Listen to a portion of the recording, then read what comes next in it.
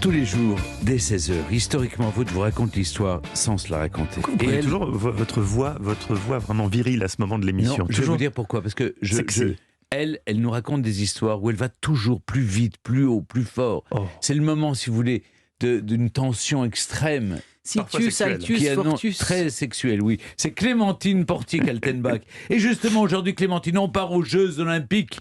Mais on est en 396 avant Jésus-Christ, où une femme s'est imposée pour la première fois. Elle s'appelait Kiniska. Ça n'est pas à vous que je vais apprendre, Stéphane, qu'en Grèce, l'exercice du corps est primordial. Et que chaque cité, dans l'Antiquité, naturellement, a son stade et son gymnase.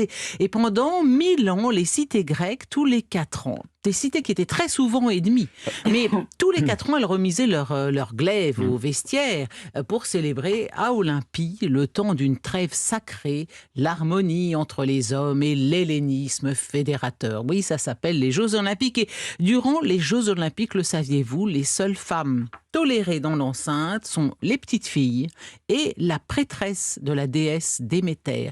Les femmes mariées ne sont pas autorisées non seulement à participer aux Jeux, ça va de soi, mais il leur est formellement interdit de pénétrer dans l'enceinte sacrée sous peine de mort. Sous peine de mort. Et la punition, non, c'est pas quick, non. La peine de mort, la punition, c'est d'être précipité dans le vide du haut du mont Typaïon. Voilà ce qui attend les épouses trop curieuses. C'est beau, Louis, mais enfin, vous n'avez pas tellement, une fois que vous êtes là-haut et qu'on vous précipite dans le vide, vous n'avez pas tellement le temps d'apprécier. Alors pourquoi les femmes sont-elles proscrites comme ça, officiellement? Officiellement, ce sont des raisons religieuses. Officieusement, on cherche surtout à éviter que ces dames n'établissent entre leurs époux et les athlètes concourent nus comme des vers, les athlètes. Alors on a peur que les femmes n'établissent des comparaisons morphologiques qui éventuellement pourraient tourner au désavantage des maris et encourager l'adultère. Alors, à défaut d'offrir aux dames de l'époque l'édifiant spectacle de corps musculeux et huilés, dont l'Hermès de Praxitèle exposé au musée d'Olympie, vous le connaissez, il est d'une beauté, nous donne aujourd'hui un appétissant aperçu, les athlètes de la Grèce antique nous ont laissé en héritage quand même le noble mot de gymnastique. Vous savez ce que veut dire gymnos en grec, bien sûr? Non, le sport. Vous n'avez jamais posé la question? Gymnase, non, gymnastique. Gymnos. Gymnos, ça veut dire nu. Pas loin. Gymnos, ça veut dire nu. Eh oui, gymnastique, gymnos, tous à poil dans le stade, là, dans le gymnase. Je sais pas, pour avoir pratiqué un peu de course à pied.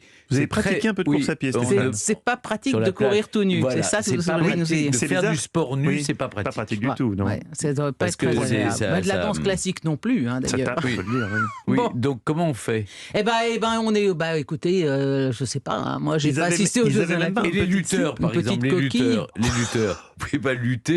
Deux hommes peuvent pas lutter nus. Il y avait des règles, on n'avait pas le droit de se saisir par tout ce qui dépasse. Bon, écoutez, messieurs, s'il vous plaît, calmez-vous. Alors calmez-vous. C'est le genre d'émotion qu'on a pendant un combat normalement. Enfin bon, oui, ça c'est autre chose. Oui, quand on se bat, on n'a pas l'esprit à la gaudriole. Bon, je poursuis ma chronique si vous le voulez bien. Il y avait quand même des jeux féminins qui ont existé. On les appelait les jeux héréens, qui étaient organisés en hommage à Héra, l'épouse de Zeus. Ils avaient lieu 15 jours après les jeux masculins. Alors on voyait là des Grecs qui soulevaient leur tunique pour courir, et celles qui remportaient les épreuves recevaient en plus de la couronne d'olivier un quartier de bœuf. Et c'est un quartier de bœuf qui n'était pas destiné à finir en souvlaki, mais qu'on mettait sur l'autel du temple d'Héra, naturellement. Mais évidemment, ces championnes, c'est vraiment l'exception, parce que les filles grecques ne reçoivent aucune éducation physique, et qu'elles sont les seules à recevoir un entraînement comme les garçons en Grèce. Les Spartiates. Oui, c'est les Spartiates, bien sûr. Alors, dans ces conditions... Oui, mais elle était Spartiate, Kinika. Voilà, exactement. Quidera démonstrantum, justement, la seule championne olympique, c'est Kiniska. Voilà. Et elle était la sœur d'Agésilas III, roi de Sparte.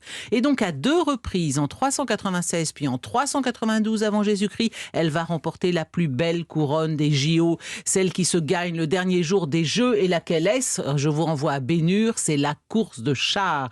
12 tours d'hippodrome. Elle n'a pas le droit de participer, mais elle peut faire participer un char qui lui appartient. Et voilà précisément la subtilité réglementaire qui va permettre à une femme, une seule en 1000 ans, de concourir aux Jeux Olympiques masculins. Et Vous voulez dire qu'elle n'est pas dans le char? Non, elle n'est pas dans le char. Elle possède le char. Elle possède le char. Et donc, c'est elle qui a gagné. Et les juges, qu'on appelle les Élanodicées, se sont retrouvés dans une situation tout à fait inédite et inextricable, puisque Kiniska a gagné. Comment lui remettre sa couronne, puisque l'enceinte sacrée est interdite aux femmes. Bon, alors, ils ont contourné la difficulté en lui remettant sa couronne hors les murs, tout simplement. C'est un peu débile. C'est minable. En tout cas, Kiniska, retenez bien ce nom, seule femme dont 1000 ans d'olympisme nous ait conservé le nom dans ce monde grec où l'on vénérait des divinités féminines, mais où la femme était plus éloignée de la citoyenneté qu'un étranger ou un esclave. Magnifique. Merci, magnifique conclusion.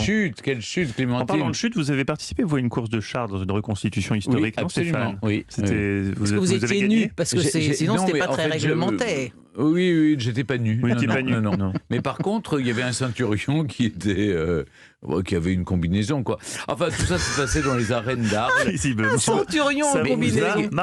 Oui, ça m'a marqué parce que j'ai surtout regardé les chevaux qui étaient suisses. Je sais pas pourquoi. Il devait pas aller très vite. Le mythe s'effondre.